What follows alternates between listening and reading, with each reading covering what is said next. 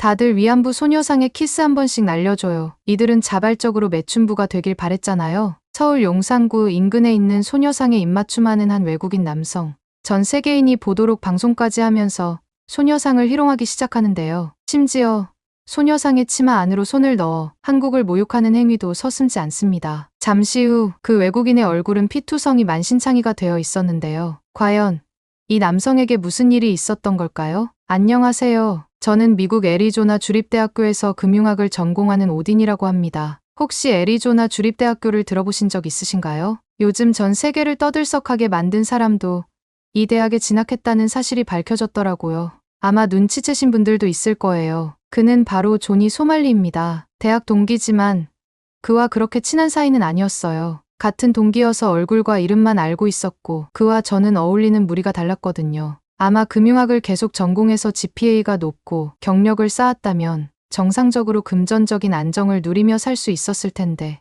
왜 그런 선택을 했는지 그 누구도 추측할 수 없었죠. 전 세계 사람들도 그가 애리조나 주립대 금융학을 전공했다고 하면 못 믿는 눈치더라고요. 친하지도 않은데 조니 소말리의 이야기를 왜 꺼냈냐면 그의 행동에 저 또한 광분할 수밖에 없었기 때문입니다. 사실 제 할머니가 한국 분이세요. 아버지가 한국계 미국인이라서 어릴 때부터 한국 역사와 문화를 자주 듣고 자랐거든요. 특히 인상 깊었던 이야기가 바로 위안부에 관한 이야기였습니다. 그 당시 할머니는 어리셨지만 할머니의 어머니, 증조할머니께서 위안부로 끌려가셨다고 하셨죠. 네 아버지는 한국계 미국인이 아니라 일본계 미국인이라고 해야겠네. 위안부였으면 네 아버지는 아버지가 누군지 모르겠다. 여러 명한테 당했다는데 어떻게 찾겠어. 네 아버지 어쩌냐. 친부가 누군지도 모르고 인생만 헛살았네. 고등학교 때 한국 역사에 관한 특별 수업을 진행하다가 친구들과 몸싸움이 벌어졌습니다. 하필이면 주제가 위안부였는데 위안부는 제2차 세계대전 동안 일본군의 성적 욕구를 해소하기 위한 목적으로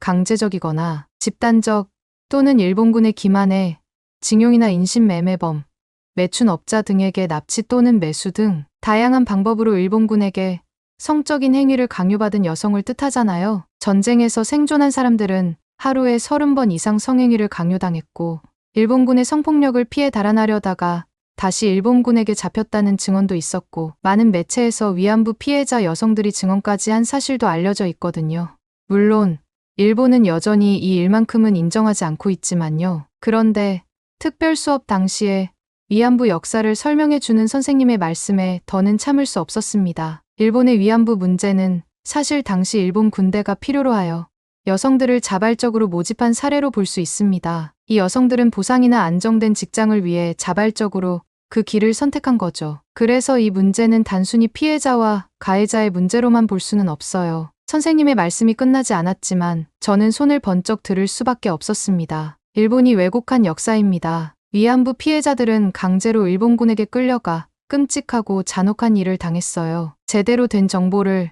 학생들에게 알려주는 게 선생님 아닌가요? 선생님은 제게 다가오더니 이름을 물었는데요. 그래, 오딘, 넌 어디서 그런 정보를 들었기에 학급 반 친구들 앞에서 자신있게 이야기하는 거야? 선생님의 질문에 차마 대답하지 못하고 있었는데 선생님은 기세를 몰아재차 물어서 증조할머니께 들었다고 대답했어요. 우리는 오딘처럼 주관적인 관점이 아닌 객관적으로 바라볼 줄 알아야 합니다. 과거의 상황을 이해하고 각자의 입장을 고려하는 게 중요해요. 선생님은 철저히 제 뜻을 무시했고 집단 따돌림을 당한 원인이 되었죠. 선생님은 끝까지 이 위안부 사건이 단순히 일본군의 잘못이라고 단정짓는 건 더 깊이 있는 역사 이해에 방해가 될 수 있어요. 고로 여러분은 이런 시각을 가지고 역사를 바라보는 연습을 꾸준히 해보길 바랄게요. 라며 저를 쳐다보며 말씀하시더라고요. 교내에서 따돌림 당하는 건 사실 그렇게 힘들지 않았어요. 제가 견디지 못한 건 거짓된 역사로 위안부 피해자 여성들을 비난하고 모욕하는 행동이었습니다. 그럴 때마다 맞서 싸웠고 할머니는 괜찮다며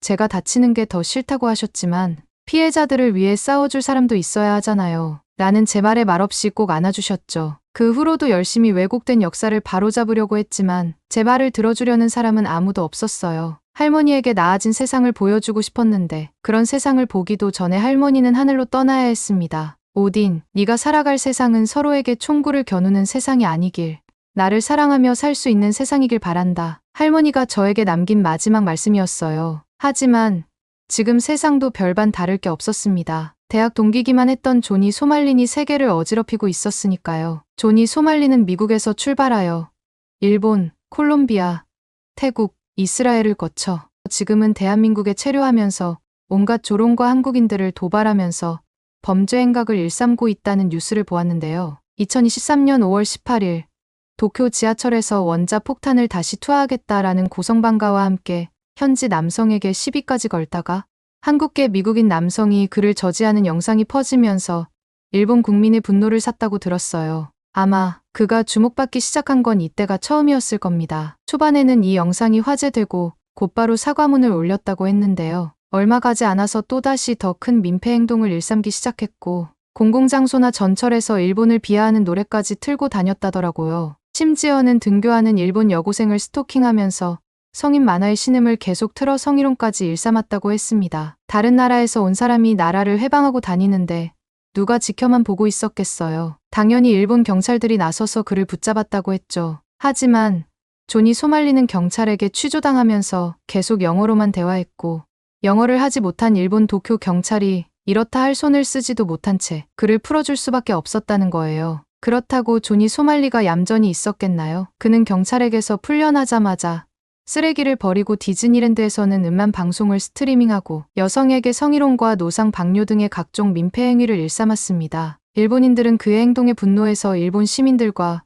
외국인들이 조니 소말리를 몇 차례 습격했고 전직 조직 폭력배를 비롯한 일본의 유명한 렉카 유튜버들과 미국인들까지 합세하여 그를 추적해 방송을 중지시키거나 숙소까지 찾아가 그만하라고 요구했다더라고요. 그는 이러한 움직임에 여러 차례 사과하는 영상을 올렸지만 결과는 매번 똑같았습니다. 바로 더 과격한 방송을 하면서 일본인을 도발했죠. 이 이후에는 오사카로 넘어가서 또 무리를 일으켰어요. 조니 소말리는 오사카 도톤보리 근처에서 친구와 함께 큰 소리로 외치며 길을 걸었고 지나가는 사람들과 다툼을 벌였다고 했습니다. 특히나 일본인 여성과의 말다툼 중에 그녀를 비하하는 발언을 하여 논란을 일으켰고 이를 목격한 백인 남성에게 폭행을 당해 쓰러져 현장을 떠났다더군요. 이 장면 또한 SNS에 확산되면서 사람들의 큰 관심을 끌게 된 거죠. 조니 소말리는 이러한 행동으로 일본 사회에서 공공의 적이 되었다고 했어요. 누군가는 나서서 그를 저지할 필요가 있어. 일본 남자들 어디서 뭐 하고 있는 거야? 이런 영상으로 수익을 받을 수 있는 세상이라니 너무 끔찍하고 충격적이야. 미국은 자기 국민이니 책임지고 발 빠른 대처하기를 바란다. 그가 더는 세상을 뒤흔들지 못하게 해야지.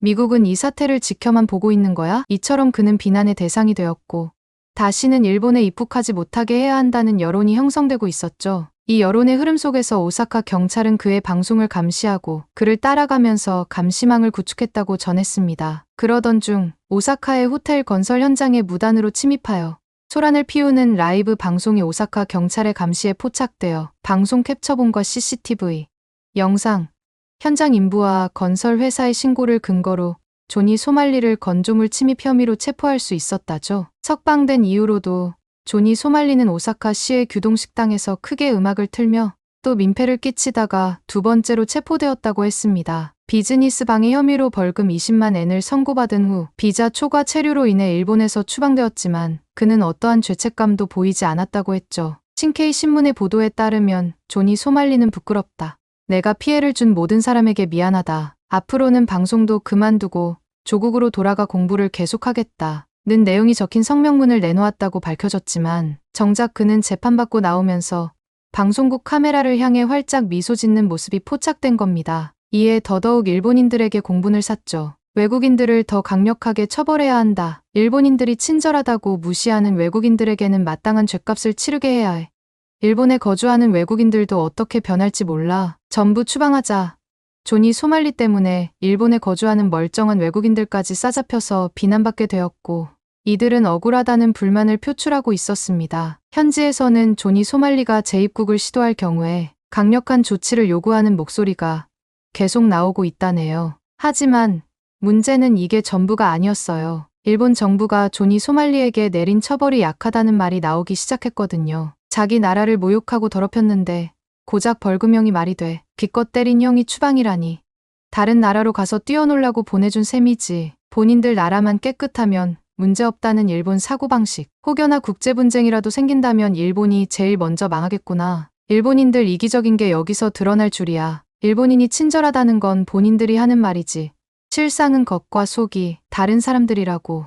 일본을 제외한 많은 나라에서 존이 소말리가 아닌 일본이 비난의 타깃이 되어버렸더라고요. 잘못한 사람은 따로 있는데 엄한 일본이 피해를 보고 있는 거죠. 물론 일본을 옹호하는 건 아닙니다. 그들이 존이 소말리를 풀어준 건 잘못한 일이지만 애초부터 그가 이런 짓을 하지 않았다면 나라 간의 싸움이 되지 않았을 테니까요. 존이 소말리는 일본에서 추방당하고 태국과 이스라엘에서도 소란을 피워 경찰에 붙잡혔는데요. 태국에서는 라이브 스트리밍 중 시비를 걸고 다툼을 유도하는 발언을 일삼으며 거리에서 다니던 사람들에게 위협적인 태도를 보였다고 했어요. 또 다른 곳에서는 태국 남성에게 시비를 걸었다가 촬영을 저지당하기도 했다만 멈추지 않았다더라고요. 3대1로 싸워도 상관없다고 허세를 부리며 현지인을 도발하기까지 했다네요. 결국 6명의 태국 남성과 1명의 태국 여성이 반발하며 다가와 그를 둘러싸자 돈을 주겠다며 회유하려 했다는데요. 현지인들은 그 제안을 거부하고 태국에서 이런 행동을 하지 말라는 경고를 남겼다고 했어요. 이에 태국인들도 존이 소말리에 대한 강력한 법적 조치와 규제가 필요하다는 목소리를 높였다고 했습니다. 이스라엘에서는 시위에 참여하던 중 여성 경찰관에게 성희롱 발언을 했다고 했죠. 일본에서보다 조금 더 수위가 높아진 행위에 많은 이들을 경악하게 했습니다. 라이브 스트리밍 중 해당 경찰관에게 넌 정말 멋진 여자야. 내가 네 삶을 바꿔줄게. 와 같은 부적절한 말을 건넸고 이를 지켜보던 경찰들이 현장에서 체포했다더라고요. 그는 경찰관들에게 끌려가면서 나는 미국인이야 라고 외치며 자신을 방어하려 했지만 현지에서는 그의 행동이 엄청난 비난을 받았다고 했습니다. 이 사건 이후로 잠깐 석방되었을 때도 존이 소말리는 얌전하지 못했어요. 남성들과 시비가 붙었고 그들이 연행되는 모습을 보면서 몽키 라고 외쳤다더라고요. 또한 디스코드에서 그들을 독살하라는 말을 했다는 증언도 쏟아지고 있었습니다. 역시나 현지인들이 참지 못하고 그를 폭행했고 그는 뻔뻔하게 왜 나한테 시비를 거는 거야 라며 상대방을 피하려 했지만 물리적인 충돌이 일어날 수밖에 없었던 거죠. 그 끝은 집단 폭행을 당하고 물건까지 절도당했다네요. 여기까지 소식을 들었을 때 한 가지 의문이 들었는데요. 여러 나라에서 비슷한 행동을 했다가 현지인들에게 폭행과 경고를 받았다면 본인이 잘못된 행동을 하고 있다는 사실을 인지하는 게 정상이잖아요. 그런데 존이 소말리는 전혀 그렇지 않아 보였어요. 오히려 이런 반응을 관심이라고 생각하면서 즐기고 있는 모습이었죠. 전 세계는 존이 소말리라는 한 남자로 인해 아수라장이 되고 있었습니다. 그를 제대로 처벌하는 나라가 없었으니까요. 하지만 불행 후에 행복이 온다는 말이 이럴 때 쓰는 말인지 모르겠는데 존이 소말리가 대한민국에 입국했다더라고요. 롯데월드 어드벤처를 비롯한 여럿이 모이는 시설이나 길거리, 대중교통 등 공공장소에서 온갖 고성방가와 모욕을 저질렀다는데요. 또 편의점을 난장판으로 만드는 행패를 부려서 각종 언론에 보도되고 논란이 불거졌다고 했어요. 사실은 이때 저도 한국에 있었습니다. 할머니 생각이 나서 할머니 고향인 용산구 인근에 있는 소녀상을 보러 갔었죠. 할머니처럼 일본군에 끌려가서 제일 아름다운 시절을 제일 추악하게 보내야만 했던 위안부 피해자들을 마음속에 기리며 한참이나 소녀상을 보다가 자리를 떠났습니다. 그런데 숙소로 돌아와 핸드폰을 켰다가 손이 벌벌 떨리고 머리가 새하얘지더라고요. 머릿속에는 딱 한 사람만이 가득했어요. 바로 존이 소말리였습니다. 그는 평화의 소녀상과 그 의미를 알고 있음에도 제가 조금 전에 다녀온 소녀상 옆에 앉아서 볼에 입을 맞추거나 소녀상의 둔부를 들이밀며 춤을 추는 영상을 유튜브에 게재했더라고요. 한창 춤을 추다가 카메라를 응시하며 검지와 중지를 핥고서는 소녀상의 치마 아래로 손을 넣고 빼는 동작을 반복하기도 했습니다. 심지어 다른 장소에 있는 소녀상에는 가슴을 쓰다듬고 입을 맞춘 후 상의를 벗어 몸에 오일을 듬뿍 발라 둔부를 흔드는 등 춤을 추는 모습이 영상에 담겨 있었죠. 이러면 사람들이 경찰을 부를 수도 있어. 그는 이렇게 말하면서도 근데 경찰을 부른다면 뭐 때문에? 대체 뭐 때문에? 내가 뭘 잘못했는데? 난 그녀에게 사랑을 표현하려 했을 뿐이야. 라고 반응하여 또 논란의 중심이 되었고 시청자들이 무슨 짓을 하는 거냐고 지적해도 아랑곳하지 않고 계속 춤추기만 했죠.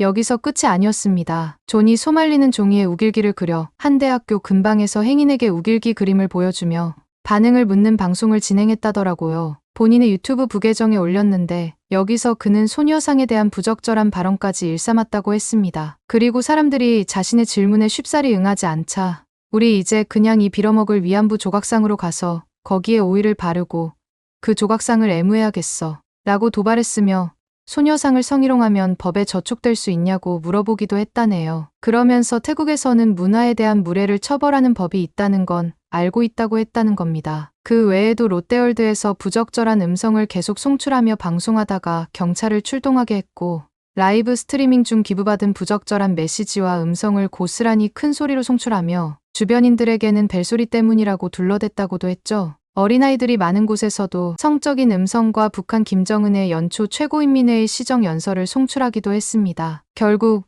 주위에 있던 남성이 항의하자 나는 자폐증이 있어라고 둘러댔다더라고요. 이를 변명 삼아 소리를 지르면서 만행을 계속하다가 보안팀이 모이자 자신을 지적한 사람들에게 너희는 모두 인종차별주의자야 라고 하다가 보안팀의 동행하에 자리를 떴다고 했습니다. 유독 한국에서 이들의 아픈 역사를 후벼 파는 행위를 많이 선보였어요. 물론 다른 나라에서처럼 편의점에서도 소란 피우기도 했는데요. 존이 소말리가 대한민국에서 저지른 짓을 나열하려면 하루가 모자랄 겁니다. 처음에 한국 경찰들도 영어를 몰라서 풀어줬던 일본 경찰들과 같은 태도였는데요. 허술한 폭행 사건으로 도주성 출국을 계획했지만 한국 시민들의 반응은 여느 나라와 달랐습니다. 한국인들은 폭행, 성추행, 마약 사용 의심 등으로 존이 소말리를 신고했다더라고요. 신고를 받아 경찰 조사 중인 그가 다시 민폐 콘텐츠를 이어가기는 어려웠고 그의 위치를 추적하여 폭행하겠다는 협박이 계속되고 있다고 했어요. 존이 소말리의 부적절한 행위가 더더욱 퍼지면서 한국 시민들과 유튜버를 비롯하여 그를 응징하려는 시도가 이어지고 있는데요. 첫 폭행 이후 존이 소말리가 약자에게는 행패를 부리면서도 건장한 사람들을 상대로는 무력하다는 사실이 드러나면서 그의 행보를 주시하던 사이버 레카와 소규모 폭력배 유튜버들에게 그야말로 때리면 조회수가 배가 되는 이벤트가 열렸다더라고요. 유튜버들은 그의 위치를 실시간으로 제보받으면서 그를 사냥하게 되었죠. 홍대거리에서 라이브 방송 중 한 한국인이 존이 소말리에게 걸어가 그의 얼굴에 주먹을 날려 그가 쓰러지자 그의 동료가 달려들었다가 되레 핸드폰을 빼앗겼다고 했습니다. 핸드폰을 찾으러 온 동료를 향해 핸드폰을 던지고 유유히 갈 길을 갔다더군요. 이 한국인 남성이 뒤를 보이면서 걸어갔지만 존이 소말리와 동료는 반격하지 못했다고 했어요. 이뿐만이 아니었습니다. 새벽에는 야외에서 모르는 사람들에게 시비 거는 콘텐츠를 촬영하다가 소녀상 모욕 사건에 항의하려는 여러 유튜버가 그를 잡으러 모였다더라고요. 존이 소말리의 일행은 센 척하면서 버텼지만 경찰이 도착하자 밖으로 나왔고 언쟁 도중 시청자들은 이들 일행이 마약을 자랑했다고 제보하여 국내 유튜버가 이를 마약 수사대에 신고했다고 했어요. 마약 수사대가 온다는 소식을 듣고 소말리와 동료는 다른 곳으로 피신했지만 원래 자리에서 그들을 기다리던 유튜버들과 재차 언쟁이 벌어졌다는 겁니다. 그때 한 한국인 남성이 나타나서 존이 소말리에게 날린 후 플라잉킥에 놀란 그는 도주하려다 잡혀서 쓰러진 후 제압되었죠. 이후 재차 동료가 그 남성을 뒤에서 공격하려다 쓰러졌고 제압되자 한국인 남성이 동료를 일으켜 세워 1대1로 붙자고 했다는데요. 존이 소말리의 동료는 겁이 났는지 핸드폰까지 버리고 도망쳤다고 했어요. 존이 소말리는 도주하고서 유튜브 본 계정으로 느닷없이 포르노를 송출했고 결국 계정이 해지되었다더라고요. 본 계정이 정지되자 그는 디스코드로 일행과 동조자들에게 매춘을 낳은 자녀들로 이루어진 멍청한 한국인, 중국인, 그리고 일본인들을 포함한 모든 아시아인들은 미국인인 나를 감히 억제하거나 구속하지 못한다 라는 말로 아시아인들을 비하하고 조롱까지 했더라고요. 하지만 잇따른 협박과 실제로 이루어진 사냥 이후로 긴장했는지 새벽의 폭행 사건 이후로 목격담조차 보이지 않을 정도로 서울 어딘가에 틀어박혀 인터넷 활동만 하고 있다는 소식이 전해졌습니다. 다행히도 현재는 존이 소말리가 한국 경찰에 붙잡혀 수사를 진행 중이라는 사실을 밝혔는데요. 한 편의점에서 큰 소리로 노래를 틀다가 직원의 제지를 받자 컵라면에 담긴 국물을 테이블에 일부러 쏟고 욕설한 사건으로 입건했다더라고요. 그리고 한국 경찰은 그에게 출국 정지를 조치했다고 했습니다. 이 소식은 전 세계로 퍼지면서 한국이 세계의 영웅이 되어 있었어요. 한국인들이 존이 소말리에게 보여준 참교육은 엄청난 지지까지 받고 있었죠. 진작 이렇게 해야 했는데 속이 다 시원해. 역시 한국인들은 정의의 사도들이야. 존이 소말리는 한국으로 간 게 인생 최대의 실수라고 생각하겠지. 한국 남자들은 너 같은 걸 그냥 지켜보지 않아. 한국에서 저런 짓을 했다고? 그냥 죽으려고 환장한 거잖아. 그를 돌려보내지 않아도 괜찮으니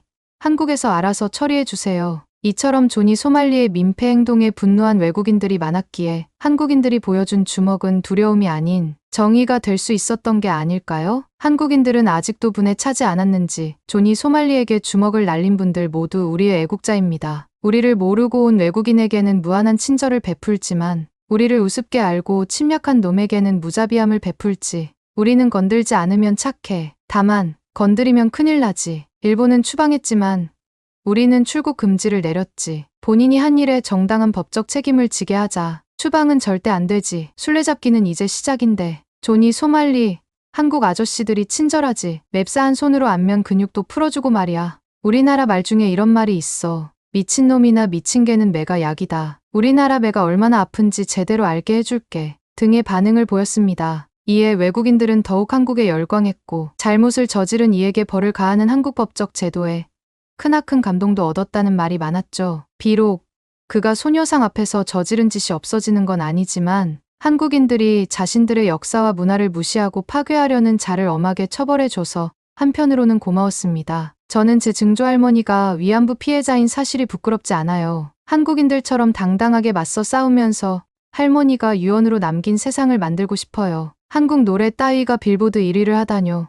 전부 조작이라고요. 미국의 최대 음원 회사의 사무실 안, 한 여자 직원이 난데없이 동료를 향해 소리를 지릅니다. 하지만 동료들이 그녀의 말에 시큰둥하게 반응하자 화가 머리끝까지 나서는 직접 차트 관리자 권한으로 블랙핑크 로제의 신곡 아파트를 순위 맨 밑바닥까지 내려버리려고 하는데요. 이 여자 도대체 왜 이렇게 히스테리를 부리고 있는 걸까요? 한번 알아보아야겠습니다. 안녕하세요. 저는 미국 최대 음원 회사에서 일하고 있는 제시카입니다. 요즘 세계 음악 시장에서 K-팝의 인기가 무척 뜨거운데요. 제가 음악 업계에서 일해온 10년의 시간 동안 미국의 팝에서 K-팝으로 대중적인 인기가 넘어가는 모습을 매우 가까이서 지켜보았지만요. 사실대로 말하자면 저는 음악 업계에서 일하는 동안 K-팝을 단 한 번도 제대로 인정한 적이 없습니다. 제 생각에 K-팝이라는 장르는 말 그대로 철 지난 팝송을 따라하는 아류 음악에 불과했기 때문이에요. 곡들마다 장르는 뒤죽박죽이고 누가 들어보아도 기계로 찍어낸 듯한 공산품 같은 느낌이 강하잖아요.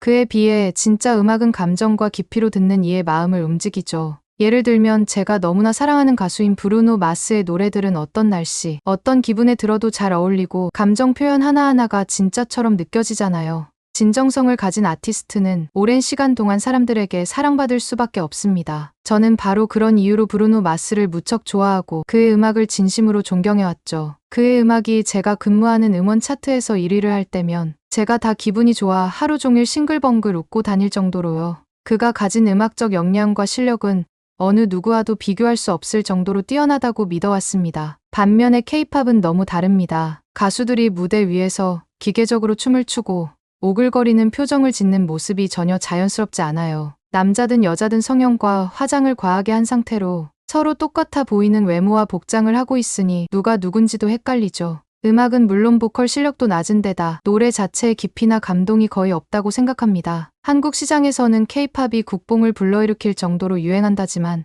사실상 해외에서는 매니아들이나 좋아하는 게 아닐까요? 저처럼 미국 음원 시장을 담당하는 입장에서는 K-팝이 저질 음악 같아서 굉장히 민망하게 느껴집니다. 제가 만약 한국 사람이라고 하더라도 한국의 음악보다는 영화가 해외에서 주목받고 훌륭한 배우들이 연기로 인정받는 게 더 자랑스러울 거라고 생각해요. 이런 상황에서 K-팝이 해외 시상식이나 방송에 나갈 때마다 저는 속이 상하고 부끄럽기까지 합니다. 그래서 최근에 일어난 일은 저에게 정말 충격적이었습니다. 제가 관리하는 음원 차트에서 브루노 마스와 K-팝 가수인 블랙핑크의 로제가 함께 부른 아파트라는 곡이 순식간에 1위로 올라간 겁니다. 처음에는 그저 팬들의 일시적인 관심 정도일 거라고 생각했죠. 그런데 이 곡이 점점 더 순위가 상승하고 마침내 미국 음원 차트에서 당당히 1위를 차지하는 걸 보면서 적잖이 당황했습니다. 제가 가장 좋아하는 가수인 브루노 마스가 저질스러운 K-팝 가수와 협업했다는 점에서 첫 번째로 충격을 받았고 그 조악한 음악이 1위로 올라갔다는 사실에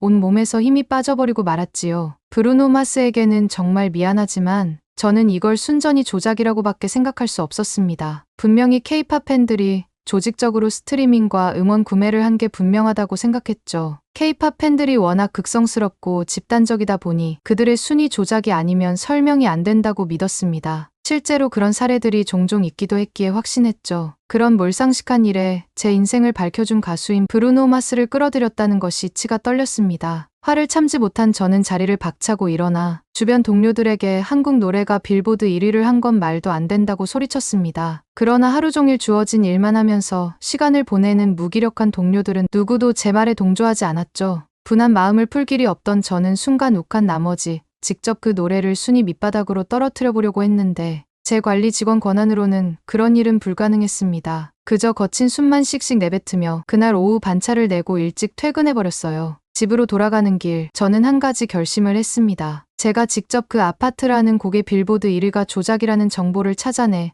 명명백백하게 밝히고 제 손으로 순위 밑바닥까지 떨어뜨리기로요. 제가 사랑하는 가수 브루노 마스에게는 미안했지만 이게 그를 위하는 방법이라고 믿었습니다. 저는 즉각 여러 자료를 모아 이 현상이 일시적인 인기몰이인지 아니면 진짜 차트 조작인지 분석을 시작했습니다. 미국 음원 차트에서 이렇게 높은 순위를 유지하는 건 절대 쉬운 일이 아닙니다. 그만큼 오랜 시간 팬층을 꾸준히 유지하며 음원 판매와 스트리밍을 이끌어내야 가능하니까요. 단순한 인기 이상으로 무언가가 조작됐다는 의심이 떠나지 않았습니다. 제게 K-팝은 지나치게 기획되고 인위적인 부분이 많은 장르로 보였기에 대규모 팬덤을 동원한 스트리밍 총공이나 사재기 같은 방법으로 차트를 조작한다고 믿었습니다. 먼저 국내외에서 K-팝 팬들이 얼마나 집요하게 음원 차트 순위를 위해 총공을 펼치고 음원을 반복해서 스트리밍하는지에 대한 기사들을 읽었죠. 총공, 사재기 같은 용어들이 얼마나 익숙하게 사용되는지를 보고는 제 확신은 더 강해졌습니다. 전 세계적으로 큰 팬덤을 가진 방탄소년단 역시 이와 관련해 꾸준히 논란의 중심에 있었습니다. 방탄소년단의 팬클럽 아미가 싱글곡을 반복적으로 구매하고 스트리밍과 차트 순위를 목표로 총공을 펼친다는 소식은 제게 K-팝이 얼마나 조작된 형태로 차트에 영향을 미치는지를 단적으로 보여주는 듯했습니다. 제게 있어서 이런 방식은 너무나 편법적이고 심지어 비윤리적으로 보였어요. 이런 방법으로 차트에서 1위를 차지한다는 것이 정상적인 상황은 아니라고 생각했으니까요. 저는 방탄소년단, 블랙핑크를 비롯한 다양한 K-팝 그룹의 순위 조작을 의심하며 이에 관련된 자료들을 더 많이 찾아 정리하기 시작했습니다. 검색을 하다 보니 외신에서도 종종 K-팝 팬덤이 차트에 미치는 영향력에 대해 문제 삼은 내용들이 많았습니다. 팬들이 돈을 모아 음원을 대량으로 구매하고 스트리밍 횟수를 늘려주는 조직적인 방식이 전형적인 예라고 여겨졌죠. 그리고 저는 이 정보들을 보며 블랙핑크의 로제가 참여한 아파트 역시 그저 그런 식으로 차트를 점령했을 거라는 생각을 굳혔습니다. 그렇게 나름의 증거들을 모으며 조사를 이어가던 어느 날 방탄소년단의 리더 RM이 빌보드와의 인터뷰에서 차트 조작 논란에 대해 언급한 기사를 우연히 보게 되었습니다. 인터뷰에서 RM은 팬들이 음원 구매와 다운로드를 통해 1위를 만들었다고 해서 그것이 비난받을 일은 아니라고 반박했습니다. 그리고 차트의 규칙을 바꾸거나 스트리밍에 더 비중을 두는 것은 빌보드의 역할이라며 그들이 불만이 있다면 자신이나 팬들을 비난할 것이 아니라 차트 시스템 자체를 재조정해야 할 문제라고 지적했습니다. RM은 우리가 보이밴드라는 이유로 또 K-팝 그룹이라는 이유로 쉽게 공격받는 표적이 되는 것 같다며 불편한 심경을 솔직하게 드러냈죠. 그 말을 들었을 때 저는 갑자기 뒤통수를 얻어맞는 것처럼 머리가 멍해졌습니다. 처음으로 제 생각이 너무 편향적이었을지도 모른다는 의심이 들었기 때문인데요. 제게 K-팝은 오직 차트 순위만을 위해 조작되고 팬들이 만들어낸 과잉 인기라고만 여겨졌습니다. 그러나 RM의 말처럼 그들이 규칙을 어긴 것이 아니라 정해진 룰 안에서 그들의 방식으로 최선을 다해 차트를 기록하고 있는 거라면 이 또한 하나의 노력과 전략으로 볼 수 있지 않을까 하는 새로운 생각이 싹트기 시작한 것이죠. 팬들이 자신의 돈과 시간을 들여가며 음악을 구매하고 스트리밍을 지속하는 행위가 과연 비난받아야 할 일인지에 대해 고민하게 되었습니다. 애초에 제가 일하는 음원 회사 역시 노래를 부르는 가수와 그의 팬들을 연결해 수익성을 실현하는 곳이었으니까요. 더 차분히 생각해보니 제가 사랑하는 가수인 브루노 마스의 음원을 반복해서 듣고 그의 콘서트에 가기 위해 돈을 쓰는 것도 별반 다를 게 없는 행동이었습니다. 이 인터뷰를 계기로 저는 제가 그동안 찾아봤던 K-팝 관련 기사가 상당히 편향적일 수 있다는 사실을 깨달았습니다. K-팝 팬들이 차트에 끼치는 영향을 다룬 기사들은 대부분 이 현상을 부정적으로 해석하는 경향이 강했고 그에 따라 저 또한 비판적인 시각을 가졌던 겁니다. 그런데 RM의 인터뷰를 읽고 나니 K-팝 팬덤이 보여주는 충성도와 열정은 그저 조작으로 치부될 것이 아니라 팬들이 자신의 아티스트와 음악을 지지하고 사랑하는 방식 중 하나라고도 볼 수 있겠다는 생각이 들었습니다. 그래서 저는 차트 시스템에 대해 다시 한번 생각해보게 되었습니다.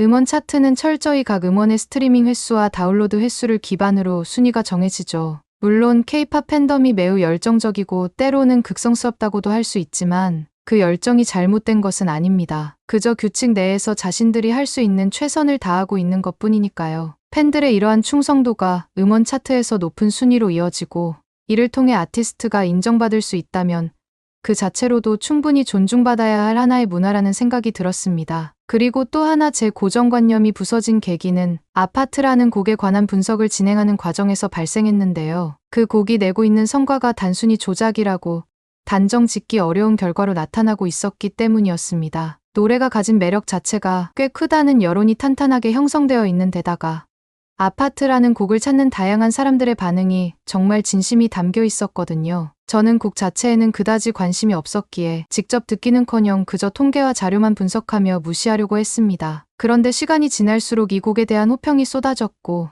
심지어 저와 함께 일하는 동료들조차 이 곡에 대해 이야기하는 걸 보면서 잠시나마 호기심이 생기기 시작했습니다. 평소 K-팝을 좋아하지 않던 사람들까지도 이 노래를 언급하니 과연 무엇이 이렇게 사람들의 마음을 사로잡았는지 궁금해진 거죠. 솔직히 제게는 아직도 K-팝이라는 이름이 불편합니다. 하지만 이 일이 계기가 되어 제가 K-팝을 처음부터 완전히 잘못 봐온 건 아닌지 고민하게 되었어요. 인정하기는 싫었지만 제가 찾아본 어떤 자료 속에서도 이 아파트라는 곡의 순위가 조작되었다는 소식은 없었기 때문이죠. 그러니까 정리하자면 로제와 브루노 마스가 함께 만들어낸 아파트라는 곡이 단순히 팬들의 조작과 인기몰이에 의한 결과가 아니라 그 안에 어떤 진정성이나 특별한 매력이 담겨 있는 것은 아닐까 하는 생각에 다다른 것입니다. 여전히 저는 그 음악을 받아들이기에 무리가 있었지만 K-팝이라는 문화에 대해 예전만큼 무시할 수는 없게 된 것 같았습니다. 제 마음이 그렇게 변화했다는 사실 자체가 제게는 적잖은 충격이었습니다. 마침내 저는 아파트의 빌보드 1위가 팬들과 아티스트가 함께 만들어낸 결과일 수 있다는 가능성도 받아들이게 되었습니다. 여전히 K-팝이 익숙하지 않고 완전히 이해된 것은 아니지만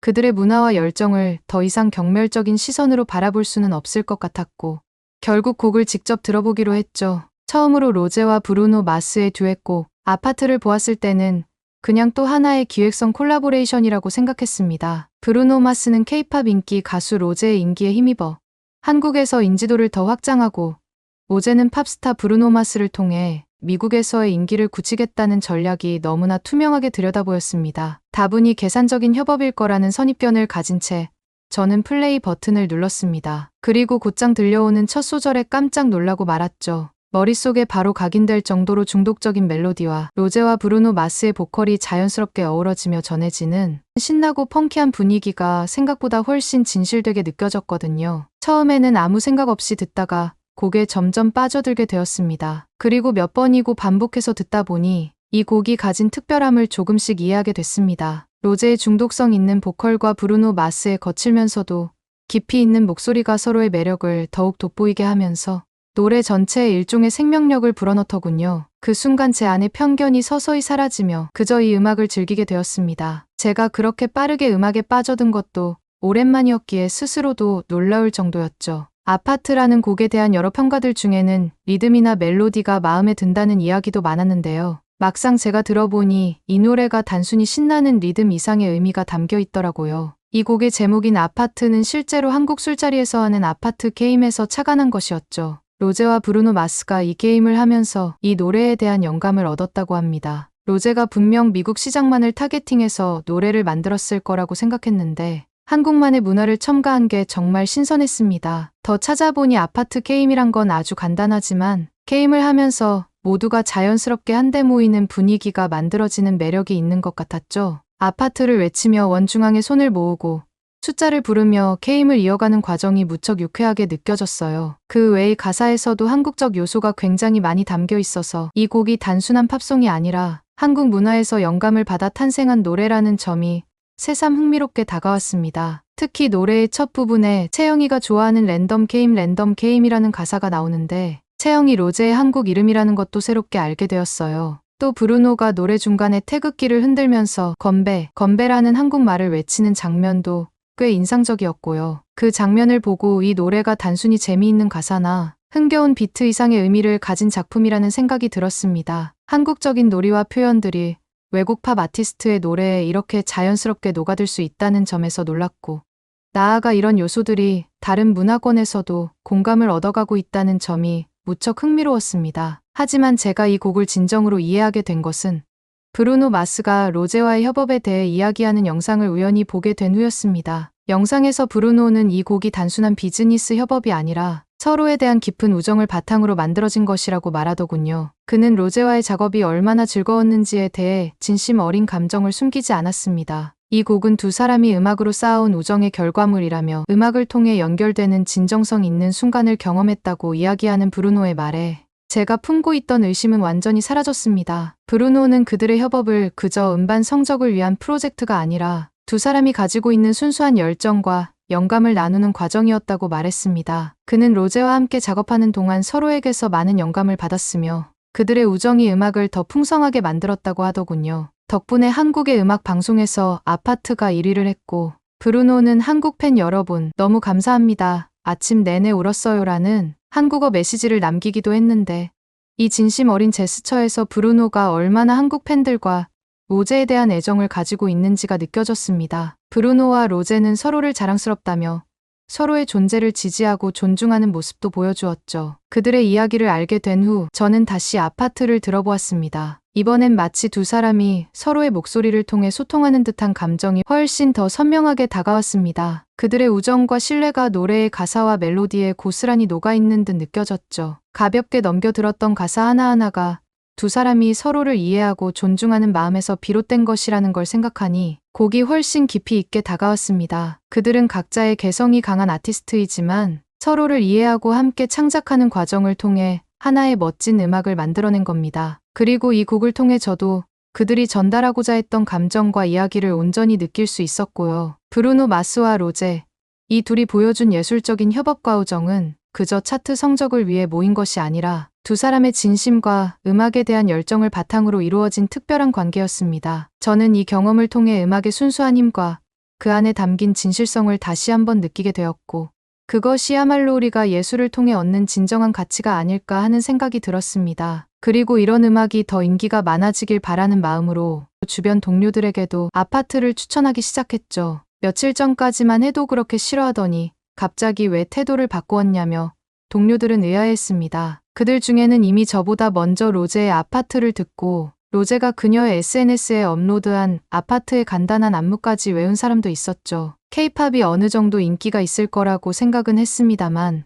이렇게까지 많은 동료들이 몰래 좋아하고 있을 줄은 정말 몰랐습니다. 몇몇 동료들에게 더 물어보니 다들 그동안 K-팝에 빠져 있었지만 주변 시선 때문에 티를 못 내고 있었다고 하더군요. 특히 방탄소년단 이야기를 꺼내니 오히려 자랑스럽게 본인들의 팬심을 고백하는 사람들이 많았습니다. 각자 좋아하는 멤버를 말하며 서로의 취향을 맞추는 모습이 굉장히 흥미로웠습니다. 말레이시아에서 온 동료가 말해줬는데 거기서는 K-팝 노래가 틀어지면 즉석에서 사람들이 모여 춤을 추는 게 흔한 일이랍니다. 그녀는 대학 때 BTS나 블랙핑크 노래가 흘러나오면 친구들하고 단체로 춤을 췄다고 했어요. 그리고 독일에 있는 친구들도 마찬가지로 K-팝을 즐긴다고 하더군요. 그쪽에서도 K-팝 커뮤니티가 꽤 활성화돼 있어서 팬들이 정기적으로 모임을 가지며 노래에 맞춰 안무를 연습하는 문화가 있다고 했습니다. 그리고 싱가포르에서는 K-팝을 좋아하는 사람들을 위한 거대한 페스티벌까지 열린다고 합니다. 평소에는 티를 안 내다가도 그 페스티벌이 열리면 다들 열정적으로 참여한다고 해요. 제가 잘 믿지 못하자 동료들은 실제로 그곳의 페스티벌에 참석해 찍은 영상을 보여주었는데 수많은 팬들이 일사불란하게 K-팝 안무를 추는 장면이 정말 인상적이었어요. 저는 블랙핑크와 BTS를 포함해 다양한 K-팝 노래들을 들어보게 되었는데 듣다 보니 어느새 익숙해져서